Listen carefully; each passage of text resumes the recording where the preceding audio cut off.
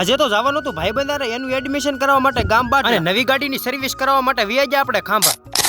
તો શું કે મિત્રો મોજમાં તો બધા એકદમ મોજમાં છો ને સવાર મસ્ત તૈયાર થઈને આવી જાવ બહાર ને કરી લેતા માતાજીના દર્શન. અને બહાર આવીને જોયું તો આવી રીતે કાંક આવો નજારો દેખાતો હતો અને નજારો તો જોઈ લીધો પણ હવે થોડીક જ વારમાં જવાનું હતું મારા ભાઈબંધ અને પછી જોતા હતા ભાઈબંધની વાટ ને ઘણી બધી વાટ જોઈને પછી થોડીક જ વારમાં આવી જાવ આપણો ભાઈ ને જવાનું તો હવે એડમિશન અને પછી તો ભાઈબંધ આવી ગયો ને ફટાફટ 80 ની સ્પીડમાં ગાડી નાખીને વ્યાજા જલ્દી થી બાટડા. ફાઇનલી સખત 2 કલાક ગાડી હાંકવાથી આપણે પોકી ગયા બાટડા સ્કૂલ. અને સ્કૂલે આવ્યા ત્યાં ખબર પડી કે અહીંયા તો જગ્યા ફૂલ થઈ ગઈ એટલે એડમિશન નહીં મળે.